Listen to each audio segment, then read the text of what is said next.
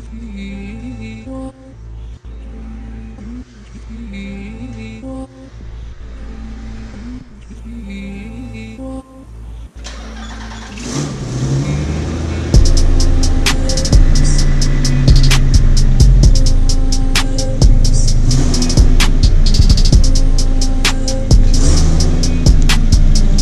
up, YouTube? You know how we do it, man. We back in the garage, you know what I'm saying? I took a bit of a break because didn't feel like filming, and I always take breaks. What's up, though? It's been a little second. Been a little short on filming, but it's all good. I'm gonna show you what we got. We've been doing a little bit of work, guys. We've been doing a little bit of work off camera, so I'm gonna give you guys a quick recap of what I've done, as well as what to expect in the future. So let's get to it. Man, as you guys can probably see, man, the engine bay is sprayed black. It ain't the prettiest job, and I could have deleted all these little brackets and things like that, and that one over there on the opposite side, but I didn't feel like it. Just trying to get it to look somewhat clean, so you know, just get it clean. So cleaned it up. Let me get this thing to focus a little bit better. Cleaned it up, primered it. It had some rust over here in the battery tray, and I was gonna delete this battery tray because it was pretty badly rusted. But I decided not to. Just keep it in there for now. I still may delete it soon, but cleaned up a lot of rust over there. A little bit of rust from battery acid dripping down and causing corrosion. Primed it up and then shot it with some gloss black, and this is the final product. It's a semi-gloss. Some of it's smooth, some of it's a little rough. I did get rid of this bracket and just kind of warped the metal right there, man. Just didn't do a good job getting it out of there. Got impatient, so I just decided to leave the rest of the brackets after that. But yeah, man, painted it up, so she basically is ready. So if you probably look around, you'll notice that a lot of the I cut the wiring harness right there. I said I wasn't gonna do it. I was gonna pull it out properly, but I was like, you know what, forget it. I'm gonna go ahead and just cut it. So I cut that part. The rest of the stuff I did a tuck. So there's usually a box right here that's tucked in there now. And I'm not going to go into detail on all this stuff because there's other people that did a better job and actually showed you how to do this. Jimmy Oaks is one of them. I think Zebras and some more guys. There's also a fuse box right here that you have to depin, take the entire case up off of it, and here it is up under here. So this is this guy here, secured it, some bolts down there. So I got it secured. What else? Ran the power steering harness wire under there to that area that plugs in under there.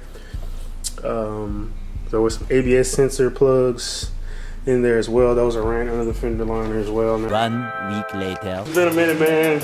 Wasn't gonna film, but my camera lady over there, she said film. So we filming, and I think y'all know what's going on, man. We got Snake Eater ZL1 over here. Good. We zoom out. We are preparing the engine for a test fit into the car. So we got our engine mounts by LOJ here. Yeah, well, I'll discuss what happened to it off camera. So we got an LOJ engine mounts here, guys. Got them off of a car that had been damaged by fire, so that was perfect for me to get a discount.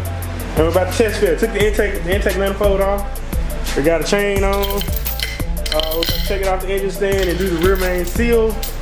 And then we're going to jack the car up a little bit and try to get it in there, guys. So if the camera lady come on, she can film the process. But till then, I'll get back with you guys in a minute until we finalize a few things and get the car where it needs to be.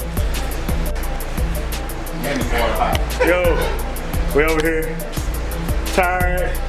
Snake Eater's tired over there. We just conquered some shit, man. Excuse me, I'm gonna bleep that out. We just conquered some major stuff, man. Monetization deleted. It's in there. It is in there. I gotta tell you, the adjustability of the motor mounts makes it possible, honestly. Yeah, so it'd be over. Yeah, it'd be over. It wouldn't work.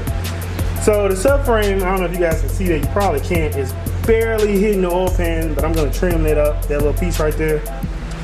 But other than that, guys, it fits, and it fits well. Like, so I asked this: those cooler lines that are getting cut. Yes. They're going like. Is he cutting it close to the wall and going? Yeah, he's cutting it down to this little thing right here, this little, whatever you call this edge. Okay. And then the replacements go on top of it. And then he's supposed to weld or do something to get them, and they shoot out this way.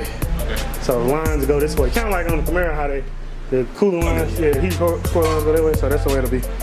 But guys, yeah, there it is, man. It is in there. I am beyond excited, man. This isn't gonna be the permanent sit for it. We're probably gonna pull it back out. We got some oil pan bolts to put in, 2 in the back. Trim up those heater hoses. That's why I wish this was just actually doing it.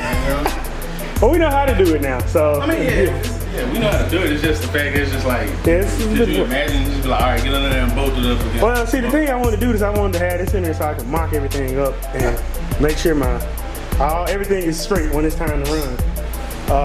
So if I get real lazy, I may just try to keep it in here. I don't know. We'll see. But I can always access it from the bottom, or So that's it, guys. I'm not gonna wrap this video up just yet. I'm gonna put the intake on it. Let you guys see that. But the engine is in. I know I haven't dropped in a while, but this was just too sweet not to film this, man, because this is a huge milestone in this build, man. V8 is in. I'm gonna put the intake manifold on it for a good thumbnail. And we're gonna drop the car down too, probably, to check the clearance on the oil pan to see if we need to raise the coilovers on the car. Because the oil pan sits a bit low down there.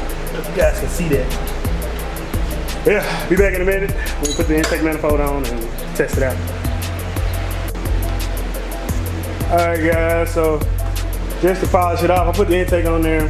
Still gotta get my throttle body and everything in the intake. We were looking at routing how everything's gonna route. So we got plenty of room over here for our headers and stuff, but I think we probably have to relocate the battery to the back. Some minimal room up here for the radiator, but we'll figure it out. Definitely not gonna go V-mount. But it's in there, guys. Here's the LS swapped 300ZX, technically. She doesn't have a transmission yet, but that'll go in soon. But yeah, it's in there. So I don't know if you guys can see me. Probably not. Let's go this way. So if you like what you see, guys, if you're excited about this build, sorry it's been so long since I've said anything about it or dropped a video, but I just realized I couldn't hold the camera for you. Yeah, right then it don't even matter no more. But you guys are ready to see this build continue to go on and get finished. We don't have a whole lot more. This is a big milestone, even though the engine's probably coming back out. But if you guys are excited for the build, man, make sure you like the video. That really means a lot. It really helps the channel, really helps the videos. And if you're not subscribed, click that link, subscribe. Yeah, subscribe. Go subscribe to my guy, Snake Eater ZL1. You can see him back there, barely. Yeah. He's doing some crazy shit with that thing right now. Go check his channel out to see what he got done. Yeah, guys, so that's it, man. Like, subscribe, share, comment. Got any suggestions? Catch you guys later.